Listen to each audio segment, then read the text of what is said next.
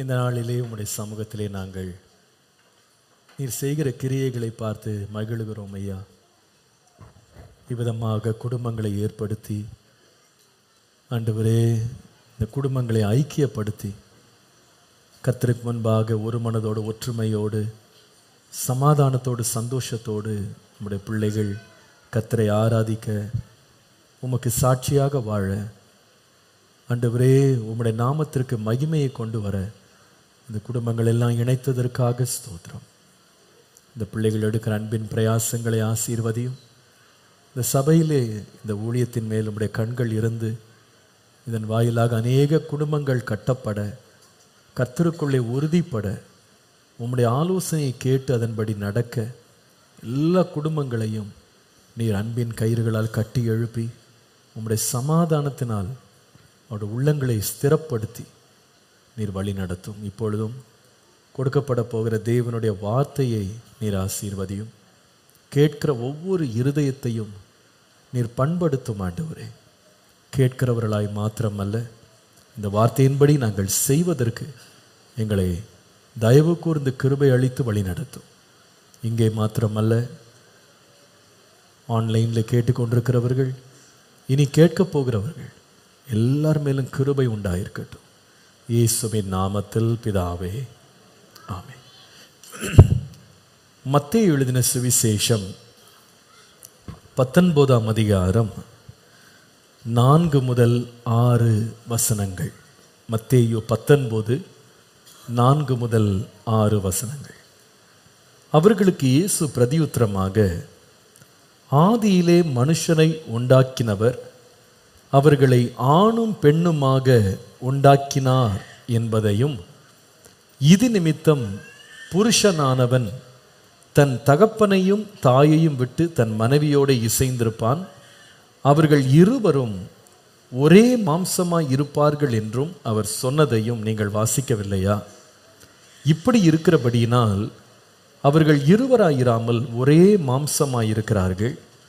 ஆகையால் தேவன் இணைத்ததை மனுஷன் பிரிக்காதிருக்க கடவன். கர்த்தருடைய பரிசுத்த நாமத்திற்கு மகிமை உண்டாவதாக. தேவன் ஒரு குடும்பத்தில் செய்கிற கிரியைகளை இங்கே வாசிக்கிறோம். முதலாவது, தேவன் ஒரு குடும்பத்தை என்ன செய்கிறார் என்றால், குடும்பத்தை அவர் உண்டாக்கினார். மனுஷனை ஆணும் பெண்ணுமாக உண்டாக்கினார் என்று பார்க்கிறோம். உண்டாக்கின தேவன் அதோடு நிறுத்தாம, தேவன் உண்டாக்கின ஆணையும் பெண்ணையும் இணைத்தார். So God created them and God combined them together. ஆண்டவர் அவர்களை இணைக்கிறார். உண்டாக்கினதும் இணைத்ததும் ஏதோ பொழுதுபோக்குக்காக அல்ல. ஆண்டவர் ஒரு நோக்கம் வச்சிருக்கிறார். ஒரு குடும்பம் இந்த உலகத்திலே ஸ்தாபிக்கப்படுவதற்கு தேவனுக்கு ஒரு அனந்த நோக்கம், ஒரு திட்டம் என்று ஒன்று உண்டு. எந்த ஒரு மனுஷனும், ஒரு நல்ல சுயநினைவில் இருக்கிற மனுஷன், ஒரு நல்ல சிந்தனை திறன் உள்ள மனுஷன் எதையுமே சும்மா செய்யவே மாட்டான். எந்த வேலை செய்தாலும் ஒரு நோக்கத்தோடு தான் அவன் செய்வான். ஒன்றை எதிர்பார்த்து தான் செய்வான். ஒரு பர்பஸோடு தான் அவன் செய்வான். எந்த ஒரு மனுஷனும் வீட்டை விட்டு கிளம்பும் போது எங்கே போகிறீங்க அப்படின்னு கேட்டால் போகிற இடத்த சொல்லுவாங்க. எதுக்கு போகிறீங்கன்னா எதுக்கு போகிறேன்னு சொல்லுவாங்க. ஒரு மனுஷனை பார்த்து எங்கே போகிறீங்கன்னு கேட்கும்போது தெரியல, எதுக்கு போகிறீங்க அதுவும் தெரியலை அப்படின்னு சொன்னால் நாம் அவனை ஒரு நல்ல ஒரு மனநிலை உள்ளவனாக நம்ம கணிக்கவே மாட்டோம். மனிதனே அப்படி நம்ம நினைப்போமானா, மனிதனை உண்டாக்கின ஆண்டவர் எவ்வளவு நோக்கத்தோடு செயல்படுவார். அப்போ ஒரு மனுஷனை உண்டாக்குனதுக்கும் அவர்களை இணைப்பதற்கும் ஒரு நோக்கம் இருக்குது. இப்போ மேரேஜ் அப்படின்றது ஏதோ ஒரு தற்காலிகமான ஏதோ ஒரு விளையாட்டுக்காகவோ ஏதோ ஒரு சின்ன பொழுதுபோக்குக்காகவோ ஆண்டவர் உண்டாக்கலை. அதை ஒரு நோக்கத்தோடு உண்டாக்குறார். ஏதோ ஒரு டிவைன் பிளான் இருந்ததுனால தான், ஒரு பர்பஸ் இருக்கிறதுனால தான் ஆண்டவர் காரியங்களை உண்டாக்கி இணைத்து அதற்கு நோக்கத்தையும் கொடுத்து கர்த்தர் வழி நடத்துகிறார். திருமணமானவங்களும் சரி, திருமணமாக போகிறவங்களும் சரி, எதுக்காக நம்ம திருமணம் பண்ணோம் அப்படின்னு நீங்கள் அறியலைன்னா நிறைய வழியில் திருமணத்தை நம்ம தவறாக பயன்படுத்த ஆரம்பிச்சிடும். இப்போ பாருங்கள், இங்கே ஒரு கப்பு இருக்குது. இந்த கப்பை உண்டாக்குனதுக்கு ஒரு நோக்கம் இருக்குது இல்லையா? இந்த கப்பை எதுக்கு உண்டாக்குனாங்கன்னா தண்ணி குடிக்கிறது. இதை அறியாத ஒரு பிள்ளைகிட்ட போய் இதை கொடுத்தீங்கன்னா இந்த பிள்ளை என்ன பண்ணுன்னா மண்ணில் கொண்டு போய் விளையாடி மண்ணையும் புழுதியும் இது நிரப்பி என்ன பண்ணு வரும், இந்த கப்பில் கொண்டு வரலாம், மண்ணை நிரப்பலாம். ஆனால் செஞ்சது எதுக்கு இல்லை, மண்ணை நிரப்புறதுக்கு இல்லை. அது நம்ம அண்டர் யூட்டிலைஸ் பண்ணுறோம் அப்படின்னு அர்த்தம். ஒரு பொருளை அதனுடைய நோக்கத்தை நாம் அறியலைன்னா அதனுடைய உபயோகத்தை நாம் குறைத்து நாம் செயல்படுத்துகிறோன்னு அர்த்தம். சில பேர் என்ன பண்ணுவாங்க, எதற்காக இது உண்டாக்கப்பட்டதுன்னு தெரியாததுனால சில பேர் இதை தவறாக கூட பயன்படுத்த முடியும். இந்த நோக்கத்தை அறியாத ஒருத்தட்டு போய் இந்த கப்பை கொடுத்தீங்கன்னா செவுத்தில் ஆணி அடிக்க கூட பயன்படுத்துவாங்க. இது ரெண்டு அடி அடித்தா என்ன ஆகும், உடஞ்சி போகும். அப்போ இதனுடைய நோக்கத்தை அவங்க என்ன பண்ணுறாங்க, சீர்குலைக்கிறாங்கன்னு அர்த்தம் இல்லையா? ஆனால் அதே வேளையில் இந்த நோக்கத்தை அறிந்த ஒருவர் கையில் இதை கொடுத்தா, இப்போ எனக்கு மாதிரி இந்த சூடாக தேவையான அளவுக்கு என்ன பண்ணுவோம், தண்ணி கேட்கும் போதெல்லாம் வந்துட்டே இருக்கும் இல்லையா? திருமணம் அதே மாதிரி தான். உண்டாக்கும் போது ஆண்டவர் ஒரு நோக்கத்தோடு உண்டாக்கிட்டார். திருமணம் ஏன் உண்டாக்கப்பட்டது, ஏன் ஆண்டவர் ஸ்தாபித்தார்னு தெரியாமல் ஒருத்தர் திருமண வாழ்க்கைக்குள்ளே போனாங்க அப்படின்னா அந்த திருமண வாழ்க்கையை அவங்க ஒன்று சீர்குலைச்சு போட்டுருவாங்க, அல்லது அதை சீராக பயன்படுத்த மாட்டாங்க. அதனுடைய மேன்மை அவங்க ருசிக்க மாட்டாங்க. அதனால திருமணமான பிறகு கூட அவங்க வாழ்க்கையில் ஒரு திருப்தியோ நிறைவோ நிம்மதியோ இல்லாமல் கல்யாணம் ஆயிட்டேன்னு ஒரு பேருக்கு வச்சுருப்பாங்களே தவிர மற்றபடி அதனால உண்டாக வேண்டிய பயன்கள் பலன்கள் அவர்கள் வாழ்க்கையில் முழுமையாக செயல்படாமலே போயிடும். அப்போ நோக்கத்தை அறிய வேண்டியது அவசியம். எதற்காக கல்யாணம் பண்ணுறேன், கர்த்தர் எதற்காக திருமணத்தை இந்த உலகத்தில் ஆண்டவர் ஸ்தாபித்தார் அப்படின்னு அறிந்து கொள்வது மிக மிக முக்கியம். கடந்த ஒரு 2 வாரமாக இதை பற்றி நம்ம 2 மாதமாக பேசிட்டு வரோம். முதல் முறை நான் பேசும்போது சொன்னேன், எதற்காக கர்த்தர் திருமணத்தை உண்டாக்கினார் என்றால், முதலாவது கவனித்தோம், மனிதனுடைய தனிமையை மேற்கொள்ளுவதற்காக. கிளியராக ஆண்டவர் சொல்கிறார், மனுஷன் தனிமையாக இருப்பது நல்லதல்ல, அவனுக்கு ஏற்ற துணையை உண்டாக்குவேன். அப்போ திருமணம் எதற்காக ஸ்தாபிக்கப்பட்டது என்றால், ஒரு மனிதன் தனிமையாக இருக்கக்கூடாது, தனிமை அவனுக்கு நல்லதல்ல. அப்போ தனிமையை முறியடிக்கிற நோக்கத்தை தான் தேவன் திருமணத்தின் வாயிலாக என்ன செய்தார்னா செயல்படுத்தினார் என்று பார்க்குறோம். கடந்த மாதம் பேசும்போது 2வது காரணத்தையும் கவனித்தோம். என்ன தெரியுமா, திருமணம் என்பது இதற்காக உண்டாக்கப்பட்டது என்றால், ஒரு மனிதனும் அல்லது ஒரு ஆணும் ஒரு பெண்ணும் அவங்களுக்குள்ள இருக்கிற அன்பை அவர்கள் ஒருவருக்கொருவர் நியாயமான விதத்தில் நீதியான விதத்தில் பகிர்ந்து கொள்வதற்காக தான் திருமணம் ஏற்படுத்தப்பட்டது. The proper legal way to express one's sincere love for each other happens within the ordinance of marriage. இதில் நம்ம ஜாக்கிரதையாக இருக்கணும். திருமணமாக போகிற பிள்ளைகளுக்கு நான் சொல்லுவேன், ஒருவரை ஒருவர் நேசிக்கிறேன்னு சொல்லி ஒரு மாய பிம்பத்தில் விழுந்துட்டு அது திருமணத்தினுடைய பந்தத்தில் நிறைவடையும் அப்படின்ற உணர்வு இல்லாமல் உணர்ச்சிகளை சும்மா பரிமாறுறதுக்கு அன்புன்னு யோசிக்கும் போது அது நிறைய பேரை ரொம்ப காயப்படுத்திடும். தேவன் வைத்த லீகல் ஃப்ரேம் ஒர்க் என்னன்னு கேட்டால் மேரேஜ். அங்கே தான் ஒரு மனிதனும் ஒரு மனுஷியும் தங்களுக்குள்ள அன்பை கபடம் இல்லாமல் ஒருவரோடு ஒருவர் பகிர்ந்து கொள்வதற்கு சிறந்த இடம், பாதுகாப்பான இடமாக அது மாறுகிறது. அதற்கு தான் திருமணம். அதனால தான் புருஷர்களே உங்கள் சொந்த மனைவிகளில் அன்பு கூறுங்கள் என்று வாசிக்கிறோம். அப்போ அந்த அன்பு பரிமாறுறதுக்கு ஒரு இடம் என்னன்னா திருமணம் அப்படின்னு சொல்கிறோம். 3வது இன்றைக்கு இன்னொரு காரியம் கவனிக்க போகிறோம். திருமணம் எதற்காக உண்டாக்கப்பட்டது? What is the purpose of getting married? திருமணம் செய்ததற்கான காரணம் என்ன? திருமணம் செய்தவர்கள் அறிய வேண்டிய நோக்கம் என்ன? 3வது ஒரு காரியம் வாசிங்க. எபிரேயருக்கு எழுதின நிருபம் 13ஆம் அதிகாரம் 4ஆம் வசனம் பாருங்க. எபிரேயர் 13:4. விவாகம் யாவருக்குள்ளும் கனமுள்ளதாயும் விவாக மஞ்சம் அசூசி படாததாயும் இருப்பதாக, வேசி கள்ளரையும் விபச்சாரக்காரரையும் தேவன் நியாயம் தீர்ப்பா. விவாகத்தை பற்றி பேசும்போது இந்த உறவுகளில் இருக்கிற இன்னொரு பரிமாணத்தை உடனே ஆவியானவர் எழுதுறார் பாருங்க. விவாகம் யாவருக்குள்ளும் கௌரவம் உள்ளது, கனம் உள்ளதுன்னா கௌரவம் உள்ளது, மரியாதைக்குரியதுன்னு எழுதிட்டு விவாகம் பண்ணினவர்களுக்கு நேர் எதிரடியான ஒரு கூட்டத்தை கொண்டு வர்றாரு. என்னன்னு கேட்டா, விபச்சாரக்காரர், வேசி கள்ளர், இவங்களை கர்த்தர் நியாயம் தீர்ப்பார் அப்படின்றார். அப்போ ஒரு பக்கம் கனமுள்ள ஒரு பகுதி காண்பிக்கப்பட்டு இன்னொரு பக்கம் தண்டனைக்குரிய அல்லது அவமானத்திற்குரிய ஒரு பகுதியை இன்னொரு பக்கம் வேதம் என்ன பண்ணுதுன்னா படம் பிடித்து நமக்கு காட்டுது. அப்போ விவாகம் என்பது எதற்காக உண்டாக்கப்பட்டது அப்படின்றத நம்ம இதை புரிந்து கொள்றதுக்கு ஒரு பரிமாணத்தில் பார்க்கும்போது எப்படி அதை பார்க்கலான்னு சொன்னால், marriage, the purpose of marriage is to live an orderly life. ஒரு ஒழுக்கமான ஒழுங்கு நிறைந்த ஒரு வாழ்க்கையை வாழ்வதற்கு திருமணம் உண்டாக்கப்பட்டது. திருமணம் உண்டாக்கப்பட்டது எதுக்குன்னா, ஒரு மனிதன் ஒழுக்கமாக வாழணும், அவன் ஒரு ஒழுங்கு முறையில் வாழணும், தன்னுடைய இஷ்டத்திற்கு வாழக்கூடாது, அவன் ஆசையெல்லாம் எப்படி வேணா நிறைவேற்றலாம் அப்படின்னு இஷ்டத்திற்கு வாழக்கூடாது, ஒரு ஒழுங்கோடு வாழணும், வாழ்க்கை ஒரு ஒழுக்கத்தோட அவன் வாழ்க்கை நடத்தணும் அப்படின்னு தேவன் அந்த ஒழுக்கத்திற்கும் ஒழுங்குக்கும் ஆண்டவர் வைத்த ஒரு பவுண்டரி என்னன்னு கேட்டால் திருமணம். திருமணம் ஒரு மனுஷனுடைய லைஃபை ஒழுங்குபடுத்துகிறது. ஒழுக்கமாக வாழ்வதற்கு அவனுக்கு வழி செய்கிற ஒரு நீதி உள்ள ஒரு இடம், பாதை என்னவென்றால் திருமணம். இந்த ஒழுங்குள்ள வாழ்க்கையை பற்றி வேதம் சொல்லும் பொழுது விவாக மஞ்சம் அசூசிப்படாமல் இருக்க வேண்டும் என்று போட்டு, அதாவது ஒரு விவாக மஞ்சம் கரைபடாமல் இருக்கணும், வாழ்க்கை கரைபடாமல் சுத்தமாக வாழணும், அதுக்கு தான் திருமணம் இருக்கிறது என்பதை நாம் புரிந்து கொள்கிறோம்.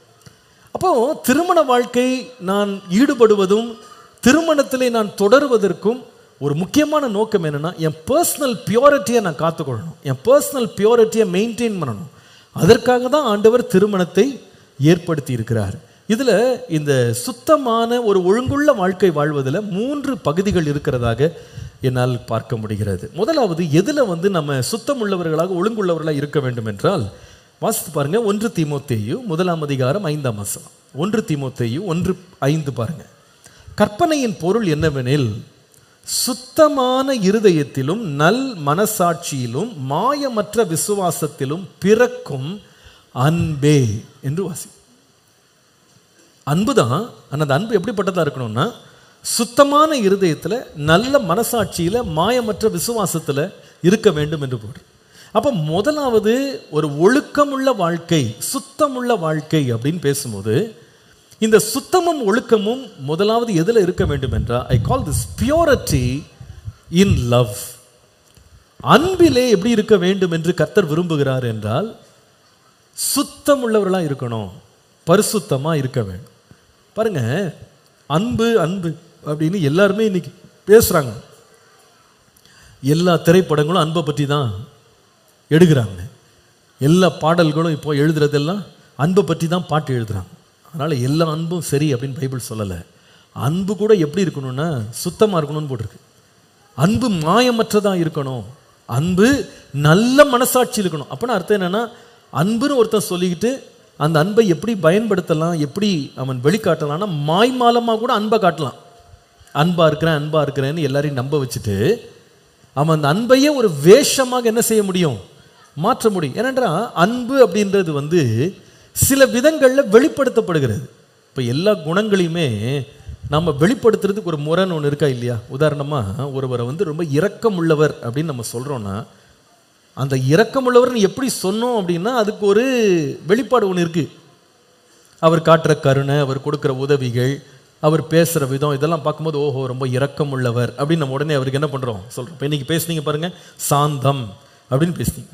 இப்போ சாந்தம் அப்படின்னா நம்ம சாந்தம்னு தலைப்பை பார்த்த உடனே ஒரு குறும்படம் எடுத்திருக்காங்கன்னு உடனே நம்ம என்ன எதிர்பார்க்குறோன்னா, எங்கே இவங்க சாந்தமாக இருக்கிறாங்க பார்ப்போம் அப்படின்ற மாதிரி தான் பார்த்தோம்.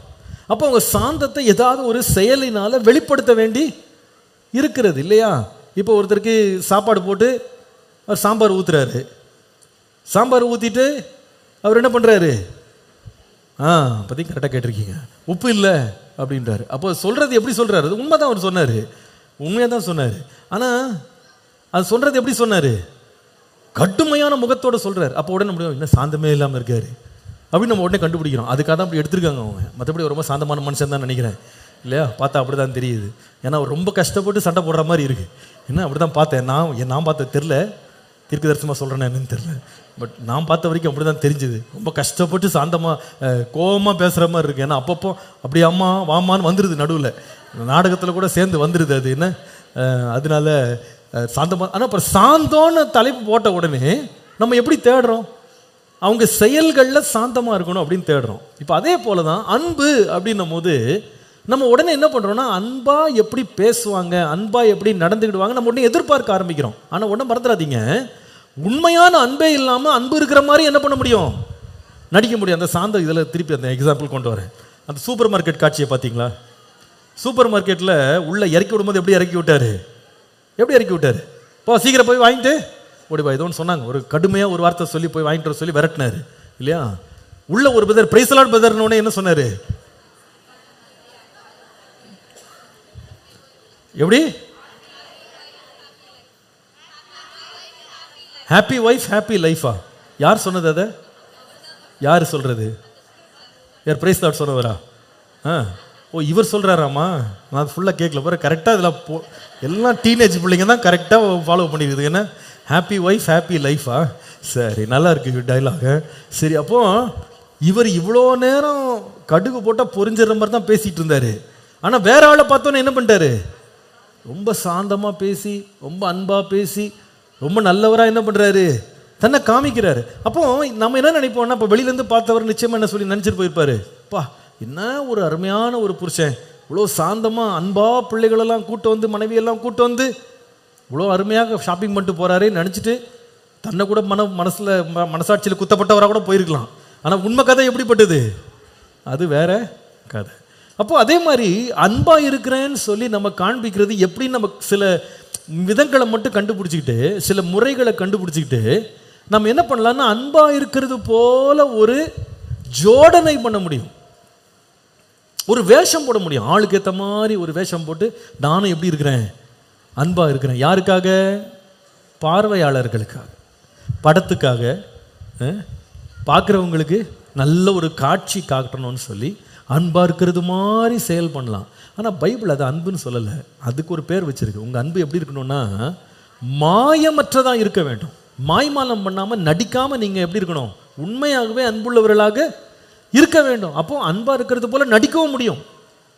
அப்படி நடித்து நம்ம அன்பை காட்டுறோம் அப்படின்னா, அந்த அன்பு எப்படிப்பட்ட அன்பு இல்லைன்னா, சுத்தமான அன்பு கிடையாது, அது ஒழுக்கமான அன்பு கிடையாது, அது நேர்மையான ஒரு அன்பு கிடையாது.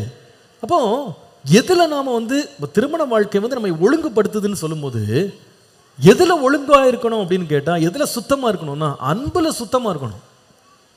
நான் அன்பை சும்மா நான் ஏதோ ஒரு செய்கைகளால், ஒரு பேச்சினால, ஒரு நடவடிக்கையினால, நான் வெளித்தோற்றத்தில் காண்பிக்கிறதுல திருப்தி கொள்வது அன்பு கிடையாது. உண்மையாக இருதயத்தில் அது இருக்கணும், உண்மையாக இருக்கணும். அதனால பாருங்க, சில பேர் என்ன பண்ணுவாங்கன்னா, இந்த மாய்மால வேஷம் போடுறதுனால மனைவிகிட்டே அன்பா இருக்கிற மாதிரி அன்பா இருந்துக்கிடுவாங்க. வீட்டில் அவங்களுக்கு சந்தேகம் வராத மாதிரி சில பேர் என்ன பண்ணுவாங்கன்னா, அன்பா இருக்கிற மாதிரி பேசிக்கிடுவாங்க, அப்படியே எல்லாம் உதவி செய்கிற மாதிரி செஞ்சுக்கிடுவாங்க. அப்போ மனைவிக்கு சந்தேகமே வராது, இவர் நம்ம மேலே தான் உருகிட்டு இருக்காருன்னு நினச்சிட்டு இருப்பாங்க. சில வேளையில் கொஞ்ச நாள் கழிச்சு ஒரு செய்தி வரும், இவர் இங்கேயும் அன்பா இருக்கிறாரு, ஆஃபீஸ்லேயும் எப்படி இருக்காரு, ரொம்ப அன்பா இருக்கிறாருன்னு தெரியும். அப்போ அப்படி தெரியும் போது மனைவி முக்கால்வாசி நம்ப மாட்டாங்க. இதெல்லாம் சும்மா போய் சொல்கிறீங்க, புருஷன் அப்படி கிடையாது, அவர் அப்படியே அன்பில் உருகுவார். ஆனால் அவர் எங்கே உருகுவார்? இங்கேயும் உருகுவார், அங்கேயும் என்ன பண்ணுவார்? உருகுவார். இது என்ன இல்லைன்னா தூய்மையான அன்பு கிடையாது. அப்போ அன்பிலே எப்படி இருக்கலாம்னா மாய்மாலமாக இருக்கலாம்.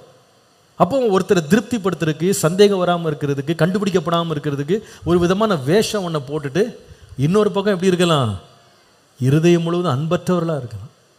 உள்ளத்தில் உண்மையான அன்பு கிடையாது. ஆனால் சும்மா தோற்றத்துக்காக மற்றவங்க பார்க்கும்போது எப்படி இருக்கலாம், ஓ இவங்கெல்லாம் இப்படி செய்கிறாங்கன்னா நம்மளும் அப்படி செஞ்சு உண்மையாக இருக்கிறது போல் நம்ம என்ன பண்ணலாம்? நம்ப வைக்கலாம். நம்ம அவங்கள எப்படியாவது நம்ப வச்சிடலாம். சில பேர் அவங்க நினைப்பாங்க, ஓகே அன்பாக இருக்கணும்னா நம்ம ஏதாவது பணத்தை செலவு பண்ணிட்டா இவங்க அப்படியே மயங்கிடுவாங்கன்னு நினச்சிக்கிடுவாங்க சில பேர். அதனால் பணத்தை வாரி இறைக்கிற மாதிரி இறைச்சி அவங்கள அப்படியே நம்ப வச்சுட்டு இன்னொரு பக்கம் என்ன இருப்பாங்க? அவங்க வாழ்க்கை உண்மையான அன்பா? இருதயத்திலேருந்து அன்பு இருக்கவே. சில பேர் தேனொழுக பேசுவாங்க, அவங்க பேச்சை கேட்டவுடனே எல்லாரும் மயங்கிடுவாங்க, அப்பா இன்னும் அன்பாக இருக்கிறாரு, இந்த அம்மா எவ்வளோ அன்பாக இருக்கிறாங்க அப்படின்னு அப்படியே மயங்கிடுவாங்க. பாருங்கள், எல்லாம் உருகி எல்லாம் நம்பி இருக்கும்போது உண்மையான நிலையோ அப்படி இருக்கும், வேறு விதமாக இருக்கும். தெலைலாளுடைய அன்பு அப்படி தானே இருந்தது. சிம்சோன்கிட்ட என்ன அன்பாக பேசுனா, உருகி உருகி பேசுனா, உன்னுடைய பலம் எங்கே இருக்கிறது, நான் எவ்வளவா உன்னை நேசிக்கிறேன், உன் பலத்தினுடைய ரகசியத்தை சொல்லுன்னு அவனுடைய ஜீவனை கசப்பாகிற வரைக்கும் பேசி விட்டா பாருங்க. எல்லாம் பேசி இவன் பாவம் அந்த லவ் சிக் பப்பின்னுவாங்கள்ல, அந்த மாதிரி அன்புலேயே மயங்கி போய் கடைசியில் தன்னுடைய ரகசியத்தை வெளியே சொன்னார். சொன்ன பிறகு அவர் சொன்ன வார்த்தை, பெலிஸ்தியர் உன்மேல் வந்திருக்கிறார்கள். இவர் எப்பொழுதும் போல எழுமுனா பலன் போயிடுச்சு. அதுக்கப்புறமா பாருங்க, ரொம்ப வேதனை என்னன்னா, அந்த காட்சியில் தெலேலால் அதுக்கப்புறமா அந்த இடத்துல பார்க்க முடியல. இவ்வளோ நேரம் அவன்கிட்ட பேசி அவனுடைய நம்பிக்கையை வாங்கிட்டு அவனை நம்ப வச்சு எல்லா ரகசியத்தையும் வாங்கின பிறகு ஆளையே காணோம். அப்போ இவ்வளோ நேரம் அவள் போட்டதெல்லாம் என்னது? ஒரு வேஷம். அவள் காரியம் ஆகணும். ஏன்னா ஏற்கனவே பெலிஸ்தியர்கள் அவள்கிட்ட சொல்லியிருந்தாங்க, நீ இவனை மட்டும் எங்களுக்கு பிடிச்சு கொடுத்துட்டீங்கன்னா இவ்வளோ காசு கொடுப்போன்னு. அவ்வளோதான். அந்த காசுக்காக ஒரு மனிதனை நம்ப வைத்து உண்மையா அவனை நேசிக்கிறேன் என்று ஒரு பெரிய நியாயாதிபதியை நம்ப வச்சு அவனை அப்படியே கவிழ்த்தி விட்டா பாருங்க. அப்படின்னா அர்த்தம் என்னன்னா, அன்பு கூட எப்படி இருக்க முடியும்? மாய்மாலமாக இருக்க முடியும். குடும்பம் எதற்காக கொடுக்கப்பட்டது என்று சொன்னால், ஒழுங்குற வாழ்வதற்கு. ஒழுக்கமுள்ள வாழ்க்கை என்பது அன்பாக இருப்பது போல நடிப்பதல்ல, தூய்மையான அன்புள்ளவர்களாக இருப்பது. அந்த தூய்மையான அன்பு என்பது எப்படின்னா, சுத்தமான இருதயத்திலிருந்து பிறக்கிற அன்பு, நல்ல மனசாட்சியிலிருந்து பிறக்கிற அன்பு, மாயமற்ற விசுவாசத்திலிருந்து பிறக்கிற அன்பு. அதனால தான் 1 பேதுரு 1:22 வாசிக்கிறோம், ஆகையால் நீங்கள் மாயமற்ற சகோதர சிநேகம் உள்ளவர்கள் ஆகும்படி ஆவியினால் சத்தியத்திற்கு கீழ்ப்படிந்து. 1 பேதுரு 1:22 உங்கள் ஆத்துமாக்களை சுத்தமாக்கி கொண்டவர்களாய் இருக்கிறபடியால் சுத்த இருதயத்தோடே ஒருவரில் ஒருவர் ஊக்கமாய் அன்பு கூறுங்கள். எப்படி அன்பு கூறணும்? சரி, அதுக்கு முன்னால ஊக்கமா அன்பு கூறதுக்கு முன்னாடி என்ன வார்த்தை இருக்கு? சுத்தமான இருதயத்தோட. இருதயம் சுத்தமா வச்சுக்கிட்டு ஊக்கமா என்ன செய்யணும்? அன்பு கூறணும். அப்போ இருதயம் சுத்தம் இல்லாமலே என்ன செய்ய முடியும்? சொல்லுங்க, அன்பு கூற முடியும். இருதயம் சுத்தமா இல்லாமலே அன்பான வார்த்தைகள் பேச முடியும், அன்பான செயல்கள் செய்ய முடியும். யாரை எப்படி நம்ப வைக்கிறது, எப்படி அவங்கள திருப்திப்படுத்துறதுன்னு தெரிஞ்சுக்கிட்டு அதற்கேற்ற விதமாக அன்பை வெளிப்படுத்திட்டு இருதயம் சுத்தம் இல்லாமலே இருக்க முடியும். அதுவல்ல தேவன் எதிர்பார்க்கிற ஒழுங்கு. இன்னும் நீங்கள் ரோமர் 12:9 வாசித்தால், ரோமர் 12:9 உங்கள் அன்பு மாயமற்றதா இருப்பதாக, தீமையை வெறுத்து நன்மையை பற்றி கொண்டிருங்கள். உங்கள் அன்பு மாயமற்றதா இருப்பதாக. நம்முடைய இரட்சகராக இயேசு கிறிஸ்து இந்த மாயமற்ற அன்புக்கு ஒரு முன்னடையாளமாக தன்னை காண்பித்தார். உண்மையான அன்பினால் அவர்களை நேசித்தார். அதே சொல்லுகிறது, யார் மேல் அவர் அன்பு வைத்தாரோ முடிவு பரியந்த அவர்களை அன்பு கூர்ந்தார்.